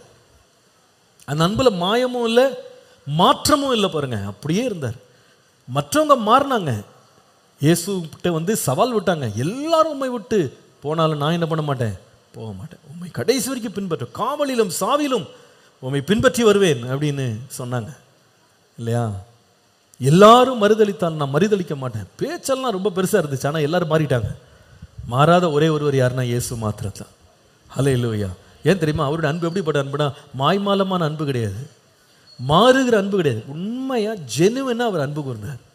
வேதம் சொல்லுகிறது, அன்பினால சும்மா பேச்சில் இல்லை, வேதம் சொல்லுகிறது தன்னுடைய ஜீவனை கொடுக்கிறதிலும் ஒரு பெரிய அன்பு இந்த உலகத்தில் இல்லவே இல்லை. அந்த அன்பினால் அவர் அவ்வளவு நேசித்தார். அதான் உண்மையான அன்பு. கடைசி வரைக்கும் உயிரை கூட கொடுக்கிறதுக்கு தயங்காத ஒரு அன்பு. அப்படிப்பட்ட அன்பை வெளிப்படுத்துகிற ஒரு சுத்தமுள்ள அன்புள்ள இடம் தான் எதுன்னு கேட்டா திருமணம். சுத்தமான அன்பு, மாய்மாலம் இல்லாத, வேஷம் இல்லாத ஒரு அன்பு. ஆமா, அந்த அன்பினால் என்னுடைய இருதயம் நிரப்பப்பட வேண்டும். இந்த அன்பு எங்கிருந்து வருகிறது? ரோமர் 5:5 பாருங்க. மேலும் நமக்கு அருளப்பட்ட பரிசுத்த ஆவியினாலே தேவ அன்பு நம்முடைய இருதயங்களில் ஊற்றப்பட்டிருக்கிறபடியால் அந்த நம்பிக்கை நம்மை வெட்கப்படுத்தாது. பரிசுத்த ஆவியினாலே தேவ அன்பு நம்முடைய இருதயத்தில் ஊற்றப்பட்டு, பரிசுத்த ஆவியானவர் மாய்மாலம் இல்லாமல் இருக்கிறதை போல அவருடைய அன்பு எப்படிப்பட்டதுன்னா மாயமில்லாத ஒரு அன்பு, மாய்மாலம் இல்லாத ஒரு அன்பு நமக்கு தேவை. ஹல்லேலூயா. ஆண்டவரே, எங்கள் குடும்பம் எதற்காக நீங்கள் உண்டாக்குனீங்கன்னு கேட்டால் சுத்தமான ஒரு அன்பை நாம் வெளிப்படுத்துறது தான் எனக்கு நீங்கள் என்ன செய்தீங்க? திருமணத்தை ஏற்படுத்தி கொடுத்தீங்க. ஆண்டவர் நம்முடைய இருதயங்களையும் நம்முடைய இல்லங்களையும் தேவன் சுத்திகரிப்பாராக. சுத்தமான அன்புள்ளவர்களாக இருக்க கர்த்தர் நமக்கு அப்படிப்பட்ட ஒரு இருதயத்தை தேவன் தருவாராக. இன்றைக்கி அநேக வெளியில் சில குடும்பங்களுடைய சம்பவங்களை கேட்கும்போது ரொம்ப மனதுக்கு வேதனையாக தான் இருக்கும். சில பேர் திருமணமானவர்கள் திருமணத்துக்கு முன்பாக அந்த கணவனை, தான் திருமணம் செய்ய போகிற கணவனை, திருமணம் செய்ய போகிற மனைவியை உளமாற நேசித்து நம்பி அவங்க திருமணத்துக்கு ஒத்துக்கொள்கிறாங்க. ஓகே, நிச்சயமாக என்னை அவர் காப்பாற்றுவார், நிச்சயமாக என்னோட இருப்பார், நிச்சயமாக அவருடைய இருதயம் என் மேலே இருக்கும் அப்படின்னு நம்பி தான் கல்யாணம் பண்ணுறாங்க. ஆனால் கல்யாணம் பண்ணி முடித்த பிறகு கண்டுபிடிக்கிறாங்க அவருடைய இருதயத்தில் என்ன இல்லை? சுத்தம் இல்லை. அவருடைய இருதயம் நேர்மையாக இல்லை, அவருடைய இருதயம் ஒழுங்காக இல்லை, அவருடைய அன்பு எப்படி இல்லைன்னா அந்த வரையறைக்குள்ளே இல்லை. அவர் அன்பாக இருக்கிறேன்னு வாயில் சொல்கிறாரே தவிர வாழ்க்கையில் என்ன பண்ண முடியலை? நம்ப முடியலை. அதில் உண்மைத்தன்மை இல்லை. சில வெளியில் சில பொருட்களை சில பேர் தெரியாமல் மலிவு விலையில் கிடைக்குது, ஈஸியாக கிடைக்குதுன்னு வாங்கிட்டு கொஞ்ச நாள் கழித்து கண்டுபிடிப்பாங்க அந்த பொருள் எப்படிப்பட்ட பொருள் என்று சொன்னால் கலப்படம் நிறைந்த பொருள்னு கண்டுபிடிப்பாங்க இல்லையா? வெளியில் பார்க்கும்போது நல்ல ஷைனிங்காக தான் இருக்குது, பார்க்கும்போது பேக்கெட் ஒரிஜினல் மாதிரி தான் இருக்குது, உள்ளே இருக்கிற பொருள் எப்படிப்பட்டது? கலப்படம் நிறைந்ததாய் இருக்கிறது. சில வெளியில் பொதுவாக சொல்கிறது, இந்த ஒரிஜினல் பொருளை விட டூப்ளிகேட் வந்து எப்போவுமே கொஞ்சம் எக்ஸ்ட்ரா ஷைனில் தான் இருக்குமா, கொஞ்சம் எக்ஸ்ட்ரா ஷைன் தான் இருக்கும். அளவுக்கு மிஞ்சி ரொம்ப பளபளப்பாக இருக்கும், ரொம்ப கவர்ச்சிகரமாக இருக்கும். ஏனென்றால் சந்தேகமே வந்துடாத அளவுக்கு, ஏன் சந்தேகத்தெல்லாம் தவிடுபடியாக்கி நம்பக்கூடிய அளவில் என்ன பண்ணணும்னா அப்படி பளபளன்னு இருக்கும். அதை பார்த்தோன்னு எல்லாம் வாங்கிடுவாங்க, அதான் ஒரிஜினல்ஸ். ஆனால் வாங்கி பயன்படுத்த பிறகு தான் தெரியும் இதில் என்ன இல்லை? உண்மைத்தன்மை இல்லை. அநேகருடைய அன்பு கூட அப்படி தான், வெளியே பார்க்கும்போது அப்படியே பயங்கர பளபளப்பாக தான் தெரியும். ஆனால் நிஜ வாழ்க்கையில் போய் பார்க்கும்போது எப்படி இருக்கிறாங்க? அன்பற்றவர்களாய் இருக்கிறாங்க. சில பேர் பார்த்துருக்கேன், கல்யாணம் முடிக்கிற வரைக்கும் எல்லாத்துக்கும் ஓகே சொல்லுவாங்க, எல்லாம் கல்யாணம் முடித்த உடனே அன்பை எதிர்பார்த்து மனைவி போனால் அவங்க சொல்கிற வார்த்தை என்னென்னா, சும்மா நான்லாம் அன்பாக இருக்கெல்லாம் எதிர்பார்க்காத, எங்கள் அம்மாக்காக தான் கல்யாணம் பண்ணேன், எங்கள் அம்மா சொன்னாங்க அதனால் கல்யாணம் பண்ணேன், என்ன நான் காசை கொடுக்குறேன் வாங்கிட்டு பேசாமல் இரு, பிரச்சனை எதுவும் பண்ணாது, மற்றபடி உன்னை எனக்கு அப்பமும் பிடிக்கல இப்பவும் பிடிக்கல. எப்போ சொல்லுவாங்க? கல்யாணம் பண்ணி முடித்த பிறகு சொல்கிறாங்க. அதனால் எத்தனை பேர் வேதனையில் வாழ்கிறாங்க தெரியுமா? உண்மையான அன்பை தேடி ஏமாறந்தவங்க எவ்வளோ பேர் இருக்காங்க. திருமணம் எதற்காக வைக்கப்பட்டதுன்னா ஒரு ஒழுங்கு கொண்டு வர்றது தான். என்ன ஒழுங்குன்னா அன்பில் மாயம் இல்லாமல் இருக்கணும், பியூரிட்டி இன் லவ். அதில் நம்ம நேர்மையாக இருக்க வேண்டியது அவசியம். நான் திருமணமாக போகிறவர்களையும் சொல்லுவேன், திருமணமானவர்களையும் சொல்லுவேன், அன்பு என்பது தேவன் நம்முடைய இருதயத்தில் ஊற்றின ஒரு தெய்வீக குணம். தேவன் அன்பாகவே இருக்கிறார், அது அவருடைய தெய்வீக குணம். அது நமக்குள்ளே இருக்குமானா கர்த்தர் நமக்கு கொடுத்த மனைவி, கர்த்தர் நமக்கு கொடுத்த கணவன், அந்த ரெண்டு பேருக்குள்ள அன்பு இருக்குமானா அந்த அன்பு எப்படி இருக்கணும்? மாயம் இல்லாத அன்பு இருக்கணும், வேஷம் போடாமல் ஒரு அன்பு இருக்கணும். உலகத்துக்காக ஒரு வேஷம் போட்டுட்டு வீட்டுக்குள்ள வேற விதமான ஒரு தோற்றத்தை காட்சியை காட்டுறது இல்லை. உண்மையான ஜெனுவின் லவ் ஆண்டவர் தேடுகிறார். அப்படிப்பட்ட அன்பு இருக்குமானால் அந்த திருமணம் தேவ சித்தத்தை நிறைவேற்றுகிற ஒரு திருமணமாக இருக்கும். இன்றைக்கு நம்ம ஆண்டவர்கிட்ட ஜெபிக்க வேண்டியது என்னன்னு கேட்டால், ஆண்டவரே என் இருதயத்தை ஒருமுகப்படுத்தும். நம்ம ஜெபம் ஒருமுகப்படுத்தும். என் இருதயம் நான் ஒன்றையே சிந்தித்து இசைந்த ஆத்துமாக்களாய் ஒரே அன்பினால் நாங்கள் நிரப்பப்படுவதற்கு கணவன் மனைவிகளை இன்றைக்கு ஒரே அன்பினால் நிரப்பும். வெவ்வேறு அன்புகளால் பிரிந்து பலவிதங்களில் அன்பு பல திசைகளில் பாய்ந்து ஓடுகிறதா இருக்கக்கூடாது, பல பேர் மேலே இருக்கக்கூடாது. ஒரே அன்பு, committed in love, pure love, being genuine in love. அந்த ஒருவரோட கமிட்டடாக இருக்க வேண்டியது அவசியம் என்பதை நாம் மறந்து விடக்கூடாது. கர்த்தருடைய நாமம் மகிமை. முதலாவது எதில் பியூரிட்டி, கண்ட்ரோல் எதில் இருக்கணும்னு கேட்டால் அன்பு, பியூரிட்டி இன் லவ். ரெண்டாவது ஒன்று சொல்லுவேன், 1 கொரிந்தியர் 7ஆம் அதிகாரம் 2ஆம் வசனம் பாருங்க. 1 கொரிந்தியர் 7ஆம் அதிகாரம் 2ஆம் வசனம். ஆகிலும் வேசித்தனம் இராதபடிக்கு அவன் தன் சொந்த மனைவியையும் அவள் தன் சொந்த புருஷனையும் உடையவர்களாய் இருக்க வேண்டும். First I set purity in love. எதற்காக திருமணம் என்றால் ஒழுங்குக்குள்ள கொண்டு வர்றது. எதுல?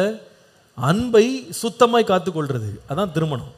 ரெண்டாவது, திருமணம் எந்த ஒழுங்கை கொண்டு வரணும்னு கேட்டால் பியூரிட்டி இன் லாயல்டி. ஒருவருக்கொருவர் நேர்மையாக உண்மையாக வாழ்வதற்கு சுத்தமுள்ளவர்களாக இருக்க வேண்டும். நேர்மையில் உண்மையில் சுத்தமுள்ளவர்களாக இருப்பதுக்கு தான் திருமண வாழ்க்கை. வேதம் கிளியராக சொல்லுது பாருங்க. வேசித்தனம் இராதபடிக்கு அவன் தன் சொந்த மனைவியையும் அவள் தன் சொந்த புருஷனையும் உடையவளாய் இருக்க வேண்டும் என்று போட்டிருக்கு. நான் இதை ஒரு ஃபேமிலி கேம்பில் வேற மாதிரி கொஞ்சம் இன்னும் அந்த வசனங்கள் அந்த மொத்த பேசேஜையும் வேற மாதிரி எக்ஸ்பிளைன் பண்ணுவேன். நிறைய சின்ன பிள்ளைங்க இருக்காங்க, அதனால் நான் விட்டுறேன், இந்த சப்ஜெக்ட்ஸ்குள்ளே போக விரும்பலை. பட் நான் ப்ரீ மேரிட்டல் கவுன்சிலிங்கில் இந்த வசனத்தை எடுத்து நான் திருமணமாக போகிற பிள்ளைகளுக்கு நான் ரொம்ப பர்சனலாக அநேக காரியங்களை நான் பாடமாக இது எடுத்துக்கொண்டிருக்கிறேன் அந்த கவுன்சிலிங் கிளாஸஸில். பட் இதில் முக்கியப்படுத்த விரும்புகிற காரியம் என்னன்னு கேட்டால், நேர்மையாக உண்மை உள்ளவர்களாக தனிப்பட்ட வாழ்க்கையில் அந்தரங்க வாழ்க்கையில் வாழ கர்த்தர் வைத்த வரையறை தான் என்னன்னு கேட்டால் திருமணம். திருமணம் எல்லா மனிதனுக்குள்ளேயும் மாமிச உணர்ச்சிகள் இருக்கிறது. இது கர்த்தரால் உண்டாக்கப்பட்ட உணர்ச்சிகள். ஆனால் அந்த உணர்ச்சிகளுக்கு தேவன் ஒரு எல்லை வச்சிருக்கிறார். அந்த எல்லைக்குள்ளே அந்த உணர்ச்சிகளை அவன் பயப்படாமல் அவன் களங்கமில்லாமல் பயன்படுத்துவதற்கு தேவன் வைத்த ஒரு வரையறை எல்லை என்னன்னு கேட்டால் திருமணம். அந்த எல்லையை தாண்டி தன்னுடைய மாமிச உணவுகளை ஒருவன் பயன்படுத்தவோ அதை உபயோகப்படுத்தவோ அவன் முயற்சி எடுக்கும்போது அவன் என்ன செய்கிறான்னா, தேவன் எந்த நோக்கத்துக்காக திருமணத்தை ஏற்படுத்தினாரோ அந்த நோக்கத்தை அவன் குலைக்கிறான், அல்லது தேவ சித்தத்தை உடைக்கிறான், தேவனுடைய திட்டத்திற்கு விரோதமாய் அவன் செயல்படுகிறான். கர்த்தருடைய நாமத்திற்கு மகிமை உண்டாகுது. அப்போ திருமணம் எதற்காக கர்த்தர் ஏற்படுத்தினார்னு கேட்டால், ஒரு வரையறை இருக்கு, ஒரு ஒழுங்குல, ஒழுக்கத்தில். எதில் ஒழுக்கம்னா என்னுடைய நேர்மையில். சில திருமணங்களில் இந்த வாக்குமூலம் வாங்கும்போது அவங்க சொல்ற ஒரு வார்த்தையை கவனிச்சிருக்காங்க. சொல்லுவாங்க, பிறர் முகம் காணாமல் உன் ஒருத்தியை மாத்திரம் நான் என் ஜீவிய காலம் எல்லாம் நேசிப்பேன். பிறர் முகம் காணாமல் நான் உன் ஒருவனை மாத்திரம் நேசிப்பேன், உனக்கு உண்மையாயிருப்பேன் என்று வாக்கு கொடுப்பாங்க. அப்ப அது என்ன கருத்து சொல்றாங்கன்னு சொன்னா, நீ இந்த உலகத்தில் அநேக பேரோட பழகலாம், அநேகர் உனக்கு அறிமுகமானவர்களா இருக்கலாம், அநேகரோடு நீ பழக வேண்டிய சூழ்நிலை உனக்கு ஏற்படலாம். ஆனா மனதளவில் நெருக்கமாக அந்யோன்யமா இருக்கக்கூடிய ஒரே ஒருவர் யாருன்னா கர்த்தர் உனக்கு கொடுத்த துணை தான். அந்த எல்லையை தாண்டும் போது தேவன் உண்டாக்கின நோக்கத்தை நம்ம என்ன செய்யறோம்? குலைத்து போடுறோம். அதனால பாதிப்படைவோம். இந்த வசனத்தின் பகுதியை கடைசிக்கு நீங்க வருவீர்களானா 5ஆம் வசனத்தில் போட்டிருக்கு, உபவாசத்திற்கும் ஜெபத்திற்கும் தடை இராதபடி இருவரும் சில காலம் பிரிந்திருக்க வேண்டும் என்று சம்மதித்தால் அன்றி. அப்போ கணவன் மனைவி பிரிஞ்சிருக்கலாமா? எதுக்குன்னா எதுக்கு? உபவாசத்துக்கும் ஜெபத்துக்கு. இந்த காரணத்தை தவிர வேற எதுக்காகவும் பிரியவே கூடாது. 2 பேரும் ஒன்றா தான் இருக்கணும், அந்யோன்யமாக இருக்கணும். அது கூட ஜெபம்னு வந்தால் கூட 2 பேரும் சம்மதிக்கணுமா? கணவன் மனைவி பிரிந்து போகிறத சம்மதிக்கணும், மனைவி கணவன் பிரிந்து போகிறத சம்மதிக்கணும். கணவன் இஷ்டத்துக்கு அப்பப்போ ஃபாஸ்டிங்னு ஓடிட முடியாது. மனைவி ஃபாஸ்டிங் மீட்டிங் அங்கே சுத்துற இங்கே சுத்துறலாம் ஓட முடியாது. கணவன் பெர்மிட் கொடுக்கணும், பெர்மிஷன் கொடுத்தாதான் 2 பேர் பிரியணும்னு போட்டிருக்கு. அது கூட எவ்வளோ நாள் பிரியலாம்? சில காலம். சில காலன்றதை டிஃபைன் பண்ண முடியல, பட் சில காலம்ன்றது ரொம்ப கம்மி காலம், அதான் அர்த்தம். அதிக காலத்துக்கு பிரிஞ்சிருக்க கூடாது. 2 பேரும் கொஞ்ச காலம் தான், அது டைமே ரெஸ்ட்ரிக்ஷன் கொடுத்துட்டாரு. கொஞ்ச காலம் தான் பிரிஞ்சிருக்கலாம், சம்மதிச்சு தான் பிரிஞ்சிருக்கலாம். அதுவும் உபவாசத்திற்கும் ஜெபத்திற்கும் மட்டும்தான் பிரிஞ்சிருக்கலாம். ஒருவரை ஒருவர், மற்றபடி ஒருவரை விட்டு ஒருவர் என்ன செய்யக்கூடாது? பிரியக்கூடாதுன்னு சொல்லி போட்டுட்டு உடனே அடுத்த வார்த்தை முடிக்கிறாரு பவுல், உங்களுக்கு விரதத்துவம் இல்லை, நீங்க சன்னியாசியா இல்லாததுனால சாத்தான் உங்களை தூண்டி விடாதபடிக்கு நீங்க எப்படி இருக்கணும்? திரும்பி மறுபடி கூடி வாழ்ந்துருங்கன்றார். அப்படின்னா செப்பரேஷன் இஸ் நாட் பெர்மிட்டட். சொல்ல தனியா இருக்கிறது உனக்கு ஆபத்து, தனியா இருந்தனா உனக்கு ஆபத்து இருக்கு. அதனால ஜெபம்னு சொல்லி கூட போய் என்ன பண்ணிடக்கூடாது? விழுந்துடக்கூடாது. உபவாசம்னு போய் பிசாசினால சோதிக்கப்பட்டுறக்கூடாது. ஜெபமோ உபவாசமோ எதுவாக இருந்தாலும் சம்மதத்தினாலே சில காலம் மாத்திரம் அவங்க பிரிந்திருந்து ஒன்றா சீக்கிரமா சேர்ந்து வாழ்ந்துடணும். அல்லது சோதிக்கிறதுக்கு யார் சுற்றி இருக்கா? எவனை விழுங்கலாமோ என்று கர்ச்சிக்கிற சிங்கம் போல வகை தேடி சுற்றி திரிகிறான். இந்த வீக்னஸ்ல எப்படி ஒரு மனுஷனை வீழ்த்தலாம் என்று அவன் காத்து கொண்டே இருக்கிறான். அதில் ஒருவரை அவன் விட்டு விட போறதே இல்லை. திருமணம் எதற்காக கர்த்தர் வச்சிருக்கிறாருன்னா பாதுகாப்புக்காக. அதை மறந்துடாதீங்க. ஒரு மனுஷனுக்கு நல்ல பாதுகாப்பு கர்த்தர் வச்சிருக்கிறது என்னன்னா, கர்த்தர் அவனுக்கு கொடுத்த மனைவி. ஒரு மனைவிக்கு கர்த்தர் கொடுத்த நல்ல பாதுகாப்பு யாரு சொல்லுங்க? கணவன். ஆமாம், அவங்களோட இருக்கிறது தான் உங்களுக்கு பாதுகாப்பு. ஒருவரோடு ஒருவர் இருக்க எப்பவுமே பிரியப்படுங்க. சில பேர் மனைவி இல்லாத இடம் தான் பாதுகாப்பு என்னன்னு நினைக்கிறாங்க. இந்த மாதிரி போய் விழுந்தவங்க எவ்வளோ பேர் இருக்காங்க? அப்படி கிடையாது. சில பேர் மனைவியை ஏதோ பெரிய ராட்சசி மாதிரி பார்க்கிறார்கள், மனைவியவே சிங்கம் போல பார்க்கிறார்கள். அப்படி இல்லை. ரெண்டு பேரும் ஒன்றா இருக்கிறது தான் உங்களுக்கு பாதுகாப்பு. அது ஏதேன் தோட்டத்திலேருந்து இன்னை வரையும் அதான் உண்மை. அந்த ஏவாள் சர்ப்பத்தின் இடத்துல எவ்வளோ நேரம் பேசினான்னு தெரியல, ஆனால் பேசும்போது கூட ஆதாம் இல்லை என்பது தான் நம்ம பார்க்குறோம். அதோட விளைவு என்னென்னா, அவள் தன்னுடைய பாதுகாப்பை இழந்து போனாள். அதனால் ரெண்டு பேருமே சேர்ந்து பாதிப்படைந்தார்கள். ஒழுக்க வாழ்க்கையில் கூட கூடுமான வரைக்கும் ரெண்டு பேரும் சேர்ந்து இருப்பதே நலம். எல்லா இடத்துலையும் சேர்ந்து இருப்பது நலம். எல்லா இடத்துக்கும் வேலைக்கெல்லாம் மனைவியை கூட்டு போக முடியாது இல்லையா? தவிர்க்க முடியாத சில சூழ்நிலைகள் இருக்கிறது. அங்கே தனியாக தான், வேலைக்கு தனியாக தான் போகணும். அப்பவும் நம்முடைய இருதயம் அன்பினால் நிறைந்திருந்து, என் மனைவியை நான் நேசிப்பேன், என் கணவனை நேசிப்பேன், அதை தவிர வேறு ஒருத்தருக்குள்ளேயும் என் அன்பை நான் பகிர்ந்து கொள்ள மாட்டேன்ற உறுதி இருக்கணும். ஆனால் எப்பொழுது எல்லாம் சேர்ந்து போகிற ஒரு வாய்ப்பு இருக்கிறதோ அப்பொழுதெல்லாம் யாரோடு போவது நல்லது? கர்த்தர் கொடுத்த, பேச மாட்டீங்களே, கணவனோடு மனைவியோடு சேர்ந்து இருப்பது நல்லது. எங்கே போனாலும் சரி ஒன்றா சேர்ந்து போகிறதும் ஒன்றா சேர்ந்து எல்லா காரியங்களையும் செய்வதும் எப்பொழுதுமே நமக்கு பாதுகாப்பாக இருக்கும்.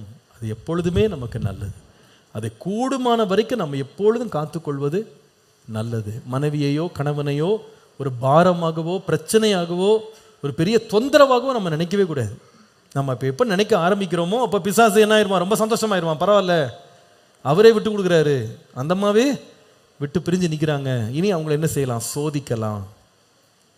அதனால் நான் பெரிய வல்லவன் அப்படின்லாம் நம்ம நினைக்கவே கூடாது.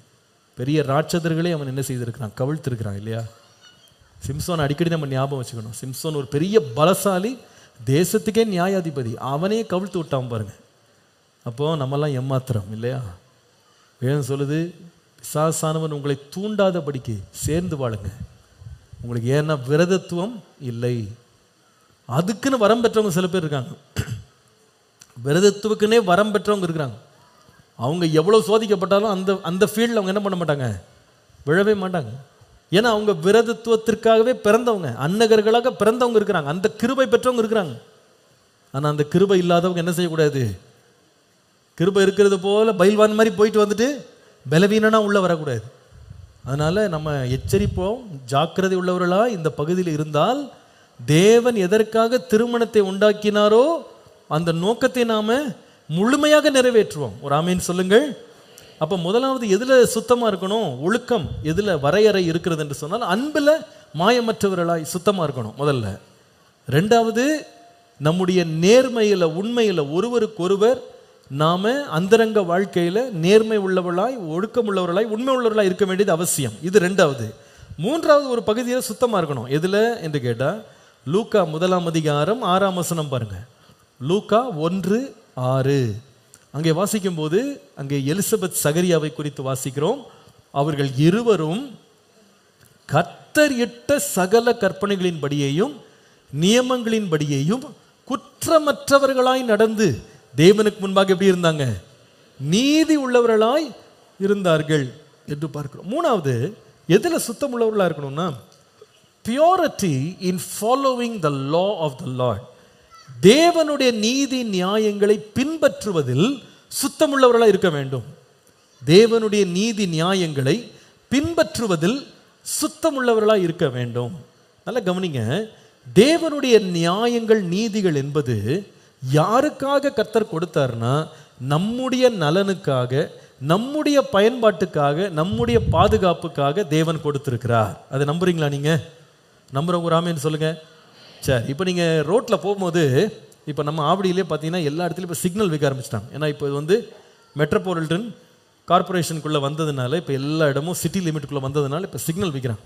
இப்போ சிக்னலை பார்த்தீங்கன்னா ஒவ்வொரு இடத்துலையும் ஏன் சிக்னல் வைக்கிறாங்க அப்படின்னா, வண்ண வண்ண விளக்கு போட்டு நல்லா நம்மளை சந்தோஷப்படுத்தணும்னு வச்சுருக்காங்க. டிஸ்கோ லைட் மாதிரி போட்டு காட்டுறக்கா? எங்களுக்கும் இருக்குது, நம்ம ஊர்லேயும் சிவப்பு இருக்குது, அப்புறமா ஆரஞ்சு இருக்குது, அதுக்கப்புறமா ஆம்பர் இருக்குது, அதுக்கப்புறமா க்ரீன் இருக்குதுன்னு காட்டுறதுக்கா? இல்லை. எதுக்காக வச்சுருக்காங்க? அது ரூல்ஸ் எதுக்காக வச்சுருக்காங்க? சரி, ரூல்ஸை ஃபாலோ பண்ணணும். Very good. Safety, very nice. Safety.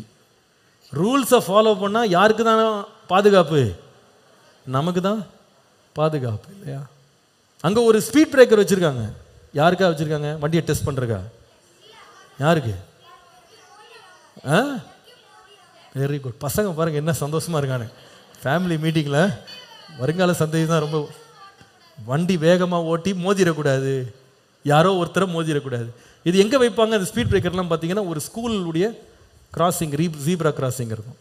அங்கே பார்த்தீங்கன்னா பிள்ளைங்க நிறைய பேர் நடந்து வருவாங்க, பாதசாரிகள் அவங்க கடந்து போகிறாங்க அப்படின்னா அவங்க மேலே போய் மோதி இன்னொருத்தருக்கு ஆபத்து கொண்டு வந்துடக்கூடாதுன்னு ஒரு ஸ்பீட் பிரேக்கரை போட்டு அவங்க என்ன பண்ணுறாங்கன்னா ஸ்பீடை வலுக்கட்டாயமாக குறைக்கிறாங்க.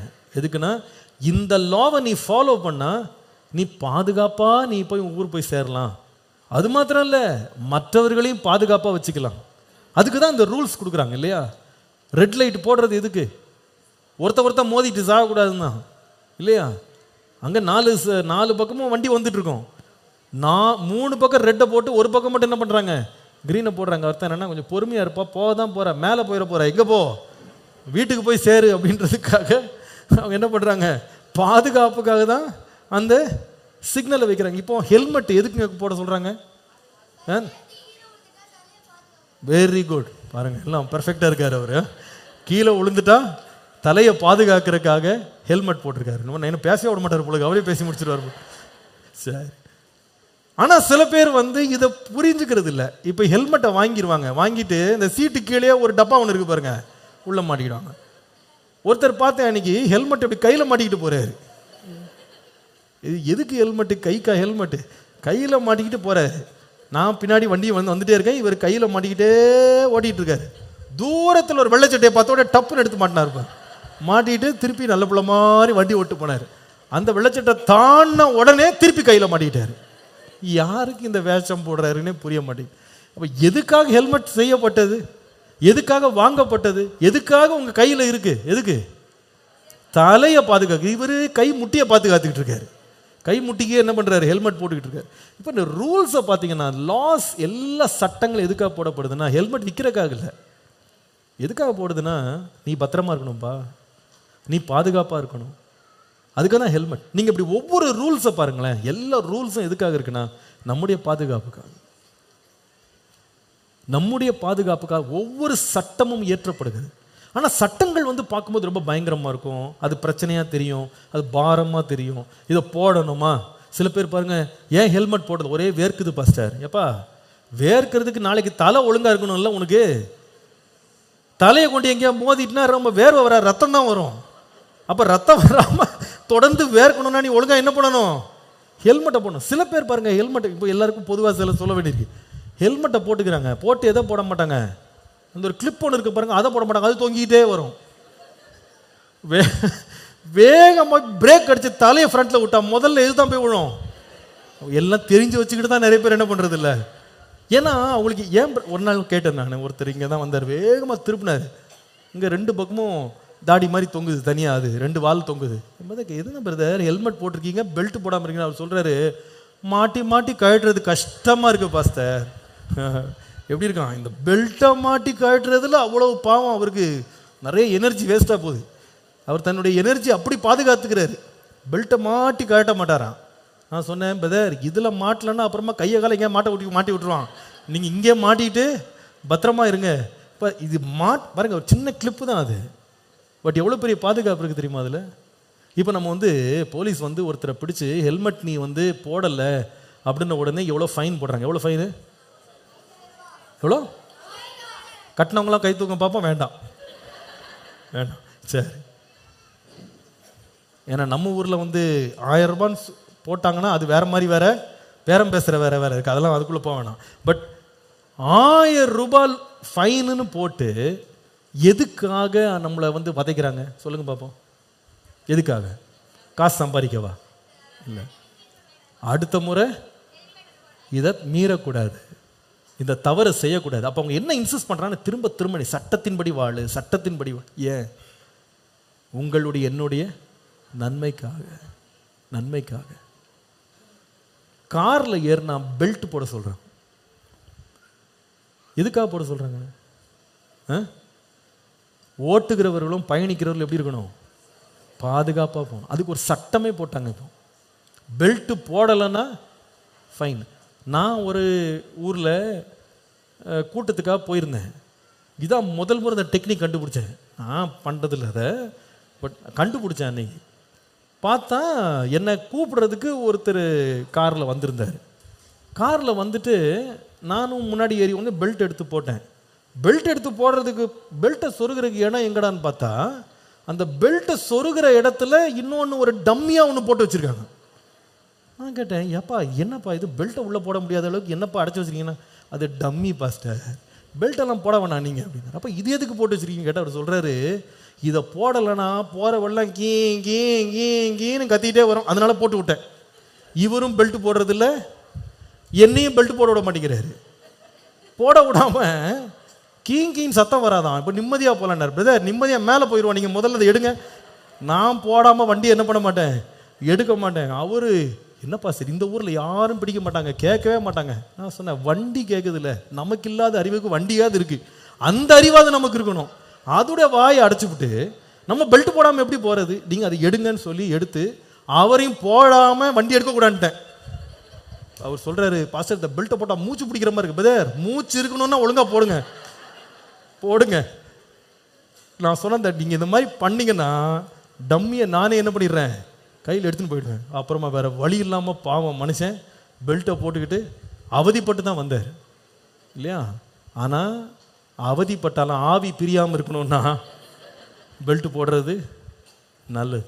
அமெரிக்காவில் இருக்கும்போது ஒரு ஒரு செய்தி கேட்டேன். ஒரு முழு குடும்பம் அமெரிக்காவில் ரொம்ப ஸ்ட்ரிக்ட், வெளிநாடுகளிலே பொதுவாக ஸ்ட்ரிக்ட், பெல்ட் இல்லாமல் போகவே கூடாது, பயங்கர ஸ்ட்ரிக்ட். அப்போது ஒரு குடும்பம் வந்து மொத்தமாக ட்ராவல், இந்தியன் ஃபேமிலி தான், மொத்தமாக ட்ராவல் பண்ணியிருக்காங்க. பின்னால் 3 பிள்ளைங்க உட்காந்துருக்காங்க. 3 பிள்ளைங்களும் பெல்ட் போட்டு தான் உட்காரணும்.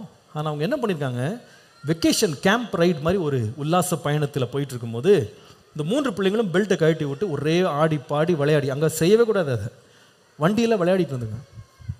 இடையில் ஒரு ஆக்சிடெண்ட் ஆனது. ஆக்சிடெண்ட்டில் அந்த கார் வந்து பல முறை சுற்றி சுற்றி சுற்றி சுற்றி சுழன்று போய் கடைசியில் ஒரு குழியில் விழுந்தது. முன்னால் உட்காந்துருந்த அப்பா அம்மா உயிரோடு இருக்காங்க, பின்னாடி இருக்க 3 பிள்ளைங்களும் இறந்து போயிட்டாங்க. அது கண்டுபிடிச்ச ஒரே காரணம், அவங்க மரணத்துக்கு ஒரே காரணம்னா பெல்ட் போடலை. அவங்க சொல்கிறாங்க, இந்த கார் வந்து உலகத்திலே ரொம்ப பாதுகாப்பான ஒரு கார், பெல்ட்டை மட்டும் போட்டிருந்தாங்கன்னா அவங்க ஒருத்தர் கூட உயிர் சேதம் வந்துக்க. சட்டம் இருந்தது, சட்டத்தை நிறைவேற்ற எல்லா விதமான உபகரணங்கள் கொடுக்கப்பட்டது, ஆனால் அவங்க போடலை, அதை யூஸ் பண்ணல.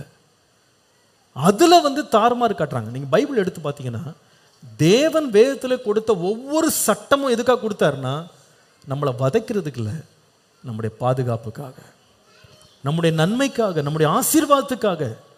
பாருங்க, இந்த சட்டத்தை வந்து நம்ம வந்து செயல்படுத்த ஆரம்பிக்கும் போது ஆரம்பத்தில் கொஞ்சம் கஷ்டமாக தான் இருக்கும், கசப்பாக இருக்கும். யாருக்குன்னா சட்டத்தின்படியே வாழாமல் சுற்றுற ஒரு ஆள் கஷ்டமாக தான் இருக்கும். நீங்கள் வேணால் பாருங்கள், பெல்ட்டை ஃபஸ்ட் டைம் போடும்போது அல்லது ஃபஸ்ட்டு ஒரு வாரம் எடுத்து மாட்டும் போது அது ரொம்ப கஷ்டமாக இருக்கும். ஆனால் ஒன்ஸ் அதில் நீங்கள் பழகிட்டீங்க வச்சுக்கிட்டுங்களேன், அதுக்கப்புறமா பெல்ட் இல்லாமல் உங்களுக்கு ஓட்டுறதுக்கே பிடிக்காது. வண்டியில் ஏறின உடனே முதல்ல எதை தான் போடுவீங்க, ஆட்டோமேட்டிக்காக கை போயிடும், அதில் கஷ்டமே தெரியாது. ஃபஸ்ட்டு அப்படி தான் இருக்கும். ஹெல்மெட் கூட அப்படி தான், முதல் முறை போகிற மாதிரி வேர்க்கிற மாதிரி இருக்கும், தலை அரிக்கிற மாதிரி இருக்கும், அதுக்கு என்னென்னமோ சொல்லுவாங்க, அப்படி பண்ணுது இப்படி பண்ணுது. நீங்கள் அது தொடர்ந்து போடாமல் போக மாட்டேன்னு தீர்மானம் போட்டு லாக் பண்ணுங்கள். அதுக்கப்புறமா நீங்கள் போடலைன்னா வண்டி ஓட்டுறக்கே பிடிக்காது, உங்களுக்கு வெளியே போகிறக்கே மனசு வராது. ஏன்னா அது பழகிட்டீங்க. கர்த்தருடைய வசனம் கூட அப்படி தான். ஆரம்பத்தில் அந்த வசனத்தை கேட்கும்போது அது நாவுக்கு ரொம்ப கசப்பாக இருக்கிற மாதிரி இருக்கும். ஆனால் அதை சாப்பிட சாப்பிட சாப்பிட என்ன ஆகிடும்னா மதுரமாக மாறிடும்.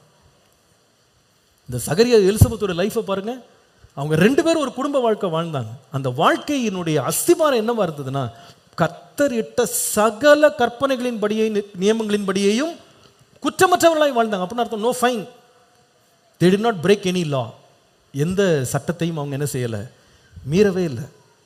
அந்த வரையறைக்குள்ள தன் குடும்பத்தை வைத்து கொண்டாங்க. அப்படி வைத்து கொண்டதுனால அவங்களும் ஆசீர்வதிக்கப்பட்டாங்க, அவங்க சந்ததிகளும் ஆசீர்வதிக்கப்பட்டது. நம்ம லைஃப் அது எப்படி இருக்கணும்? திருமணம் எதற்காக ஆண்டவர் நியமித்தார்னா, 2 பேர் சேர்ந்து சட்டத்தை என்ன செய்யணும், நிறைவேற்றணும். தேவனுடைய திட்டத்துக்கு துணை போக வேண்டும். அதுதான் தேவன் என்ன செய்கிறார்னா 2 பேரா குடும்பமாக இணைக்கிறார். ஆனால் அனனியா சப்பீராவுடைய லைஃப்பை பார்த்தீங்கன்னா 2 பேரும் மீறுறாங்க. தேவனுடைய கற்பனையும் அவருடைய வார்த்தையும் மீறுறாங்க. பரிசுத்தாவிக்கு விரோதமாக பொய் சொல்கிறாங்க. 2 பேருக்கும் தெரியும் பொய் சொல்கிறோன்னு, 2 பேருக்கும் தெரியும் நம்ம சட்டத்தை மீறுறோன்னு. ஒருத்தராக இன்னொருத்தர் என்ன செஞ்சுருக்கலாம், கடிச்சு கொண்டிருக்கலாம் இல்லையா? ஒருத்தராக இன்னொருத்தரை கண்டிச்சிருக்கலாம். அனனியா ஒரு பகுதியை நம்ம எடுத்து வச்சுக்கலாம்னு சொல்லும்போது சப்பீரா சொல்லியிருக்கலாம், எங்க ஒன்று கொடுத்தா ஒழுங்காக கொடுங்க, அல்லது நீங்கள் ஏமாற்ற வேண்டாம், பொய் சொல்லாதீங்க, மனைவி சொல்லியிருக்கலாம். அல்லது கணவன் சொல்லியிருக்கலாம், ஏம்மா இந்த ஏமாற்று வேலை வேண்டாம். ஆனால் வேறு சொல்லுது, 2 பேரும் தேவனுடைய வார்த்தைக்கு முரணாக செயல்படுவதற்கு 2 பேரும் உடன்பட்டார்கள். ஒரு விளைவுடனா 2 பேருக்குள்ளே ஆபத்து வந்தது. ஒரு திருமண வாழ்க்கை, தேவனுக்கு பிரியமான வாழ்க்கை, சுத்தமான வாழ்க்கை என்பது அர்த்தம் என்ன தெரியுமா? 2 பேரும் கர்த்தரிட்ட சட்டங்களை நிறைவேற்ற வேண்டும், நியமங்களை பின்பற்ற வேண்டும். அப்படிப்பட்ட வாழ்க்கை வாழ்வோமானால் தேவன் நமக்கு கொடுத்த திருமண வாழ்க்கை அதனுடைய பரிபூர்ண நோக்கத்தை, திட்டத்தை நாம் அறிந்து உணர்ந்து பூரணமான ஒரு வாழ்க்கைக்கு நேராக நாம் வாழ முடியும் என்பதில் சந்தேகமே இல்லை. என்றைக்கு நம்ம ரூல்ஸை பிரேக் பண்ண ஆரம்பிக்கிறோமோ, every step of the way it becomes dangerous இல்லையா? அது நமக்கு ஆபத்தை கொண்டு வரும். சில இடங்களில் நம்மால் மீறி போகிறதற்கு வாய்ப்புகள் வரும். பாருங்க, ஒரு கர்வ் ஒன்று வருது, ஒரு டேர்ன் வரும்போது போர்டு போட்டுருவாங்க, டேஞ்சரஸ் கர்வ், ஸ்லோ டவுன் போட்டுருவாங்க. ஆனால் வண்டி பார்த்தீங்கன்னா 200 கூட போகலாம். ஒரு மனுஷன் அந்த சட்டத்தை பார்த்த உடனே என்ன சொல்கிறான்னா, ஆட்டோமேட்டிக்காக தன்னை ஸ்பீடை குறைக்கிறான். ஓட்ட முடியாமல் இல்லை, ஓட்ட முடியும், ஆனால் சட்டத்துக்கு தன்னை கட்டுப்படுத்துகிறான். அவன் ஸ்லோ பண்ணி போகும்போது ஒருவேளை மற்றவங்களை விட ஒரு 30 செகண்ட் கொஞ்சம் லேட்டாக போக வேண்டியதாக இருக்கலாம். ஆனால் அவன் எப்படி போகிறான்னா பாதுகாப்பாக போகிறான். அந்த எச்சரிப்பை கேட்டு நடக்கும்போது பாதுகாப்பாக அந்த பாதையை கடந்து போகிறான். ஆனால் என்றைக்கு ஒரு மனுஷன் எச்சரிப்பை பார்த்துட்டு, அதெல்லாம் சில பேர் நம்ம ஊரில் சொல்லுவாங்க பாருங்க, ரூல்ஸ் ஆர் ஃபார் ஃபூல்ஸ். சட்டங்கள் எல்லாம் யாருக்கு? முட்டாள்களுக்கு இல்லை. சில பேர் சொல்லுவாங்க rules are to be broken. சட்டங்களே எதுக்குன்னா உடைக்கிறதுக்கு தான் சட்டம் அப்படின்னு ஒருத்தன் உடைக்கிறதுக்கு போனான்னா உடைய போகிறது யாருன்னா சட்டம் இல்லை. யார் உடைய போகிறது? தான் லைஃப் தான் உடைய போகுது. தன்னுடைய வசதி, தன்னுடைய வாகனம் தான் உடைய போகுது, தன்னுடைய சந்தோஷம்தான் உடைய போகுது, தன்னுடைய நிம்மதி தான் உடைய போகுது. தேவனுடைய சட்டத்தை யாரும் முறிக்க முடியாது, அது மாற்ற முடியாது. அது எப்பொழுதுமே வழி இதுவே, இதில் நடவுங்கள் என்று நமக்கு பின்னால் சத்தம் போட்டுக்கிட்டே வரும். ஆனால் ஒரு மனுஷன் அந்த சத்தத்தை கேட்டும் அதை மீறுவதற்கு அவன் தீர்மானம் எடுக்கும்போது பாருங்க, அவன் வாழ்க்கை மிகுந்த வேதனைக்குள்ள அவன் என்ன பண்ணிடுவான், தன்னை ஈடுபடுத்தி கொள்வான். உங்களுக்கு தெரியுமா, இந்தியாவில் மிக அதிகமான மரணங்கள் எங்கே நடக்கிறதா தெரியுமா? ஆஸ்பத்திரியில் இல்லை, அது வியாதியில் இல்லை, அது கோவிட்ல கிடையாது. அதிகமான மரணங்கள் இங்கே இந்தியாவில் எங்கே நடக்குது தெரியுமா? மெயின் ரோட்டில் தான். Main road. வாகனம் ஓட்டி கொண்டு போய் விபத்துக்குள்ளாகி மரிக்கிறவர்கள் தான் இந்தியாவில் ஒவ்வொரு வருஷமும் அதிகமான மரணங்களை கொண்டு வருகிறார்களாம். அப்போ நம்ம எவ்வளவு ஜாக்கிரதையாக வண்டி ஓட்டணும் அப்படின்னு நம்ம யோசிக்கிறோம் இல்லையா? அதே போல் தேவ சட்டத்தை உடைக்கும் போது கூட நம்முடைய திருமண வாழ்க்கை என்ன ஆகிடும்? உடைஞ்சு போயிடும். ஆண்டவர் நம்ம இணைக்கிறதுக்கான நோக்கம் என்ன? கணவன் மனைவியாக ரொம்ப தூரம் பயணிக்கணும், சந்தோஷமாக பயணிக்கணும், சமாதானமாக பயணிக்கணும், செழிப்பாக வாழணும், நல்லா இருக்கணும்னு விரும்பி தான் 2 பேரும் ஒன்றா இணைக்கிறார். ஆனால் இணைக்கும் போது அந்த பயணத்தில் சொல்கிறாரு, 2 பேரும் ஒன்றா போங்க, ஆனால் அதுக்கு ஒரு சட்டம் இருக்குது. சட்டத்தின்படி ஓட்டுங்க, சட்டத்தின்படி வாழுங்க, நியமனத்தின்படி வாழுங்கன்னு சொல்கிறாரு. இல்லை நான் அப்படிலாம் ரூல்ஸ் எல்லாம் ஃபாலோ பண்ண மாட்டேன், இஷ்டப்படி நான் வாழ்வேன், இஷ்டப்படி குடும்பம் நடத்துவேன், இஷ்டப்படி பேசுவேன், இஷ்டப்படி என் ஒழுக்கத்தை நான் கொண்டு போவேன் போது கர்த்தர் நம்மளை பார்த்து ரொம்ப வேதனைப்படுவார். அப்படி சட்டத்தை முறித்து சட்டத்தை மதிக்காமல் நாம் தேவனுடைய வார்த்தைக்கு இணங்காமல் நாம் ஒவ்வொரு படியும் நம்முடைய மேரேஜ் லைஃப்பில் எடுத்து வைக்கும்போது we are only inviting danger. நம்ம ஆபத்தை எதிர்நோக்கி கொண்டே இருக்கிறோம். எந்த நேரம் வண்டி கவிழுன்னு தெரியாது. சில பேர் என்னன்னா ஒரு தைரியம் என்ன தெரியுமா, பல நாட்களாக சட்டத்தை உடைச்சு ஓட்டி ஒன்றுமே ஆகலை, எனக்கு தப்பிச்சிட்டேன். அது என்ன பண்ணிடுவோம்னா சில பேருக்கு தைரியத்தை கொடுத்துரும். அதெல்லாம் எனக்கு ஒன்றுமே ஆகாது. உங்களுக்கு தெரியுமா இன்னொரு வேடிக்கையான ஒரு ஸ்டாட்டிஸ்டிக்ஸ் என்ன தெரியுமா, இந்தியாவில் அதிகமான ஆக்சிடென்ட்ஸ் ஆகுதுன்னு சொன்னேன். இந்த ஆக்சிடென்ட்ஸில் பெரும்பாலான ஆக்சிடென்ட்ஸை யார் ஈடுபடுறா தெரியுமா, எல்போர்டு இல்லை, புதுசாக கற்றுக்கிறவங்க இல்லை, கிடையாது. யார் ரொம்ப அனுபவசாலியான எக்ஸ்பீரியன்ஸ் டிரைவர்ஸ் தான் அதிகமான ஆக்சிடென்ட்ஸ்குள்ளாகிறாங்க. ஏன்னா அவங்களுக்கு என்ன இருக்குன்னா பெரிய தன்னம்பிக்கை. நான் 10 வருஷமாக வண்டி ஓட்டுறேன், ஒரு ஆக்சிடென்ட் கூட ஆகலை, எத்தனை கட் அடிச்சிருக்கேன், எத்தனை ஓவர்டேக் பண்ணியிருக்கேன், எத்தனை ஸ்பீட் லிமிட்டை பிரேக் பண்ணியிருக்கேன், எத்தனை முறை நான் ரேஷாக ஓடிருக்கேன், ஒன்றுமே ஆகாது. எம்ம கையில் அப்படியே நம்ம அப்படியே வண்டி என்ன பண்ணுவோம், நமக்கு மீறி ஒன்றும் நடக்காதுன்னு போகிறான் பாருங்க. அந்த தைரியத்தில் அந்த துணிச்சலில் வண்டி ஓட்டுறான் பாருங்க, கண்ணிமைக்கிற நேரத்தில் அவன் வாழ்க்கை என்ன ஆயிடுது, அவன் விட்டு போயிடும். அதே வேளை இந்த எல்போர்டு இருக்கான் பாருங்க, ஆமையே பின்பற்றி போயிட்டே இருப்பான். அவனுக்கு லேசில் எந்த ஆக்சிடென்ட்டும் ஆகவே ஆகாது. இடிச்சா கூட அவனுக்கும் ஒன்றாகாது, எதிர்லக்கவனுக்கும் ஒன்றாகாது. ஏன்னா அந்த வேகத்தில் பயந்து பயந்து பயந்து பயந்து போவான். எல்போர்டாக இருந்தால் கூட பரவாயில்ல, சட்டத்தின்படி வாழ்ந்து முடிவில் மகிமையில் சேர கர்த்தர் நமக்கு கிருபை தரணும். அல்லேலூயா. நாமும் பாதுகாப்பாக இருக்கணும், நம்ம குடும்பமும் பாதுகாப்பாக போகணும். அப்போ தேவ சித்தத்தை நிறைவேற்றணும். எப்போ நான் சட்டத்தின்படி வாழ, அவர்கள் இருவரும் கர்த்தரிட்ட கட்டளைகளின்படி நியமங்களின்படியையும் குற்றமற்றவர்களாய் நடந்து தேவனுக்கு முன்பாக நீதி உள்ளவர்களாக இருந்தாங்க. அப்படிப்பட்ட வாழ்க்கை வாழ கர்த்தர் நமக்கு கிருபை தர, தேவன் நம்மை அழைத்த நோக்கத்தை நிறைவேற்ற கர்த்தர் கிருபை தருவாராக. ஜெபம் பண்ணலாம். எல்லாரும் எழும்பி நிற்போம். ஹல்லேலூயா.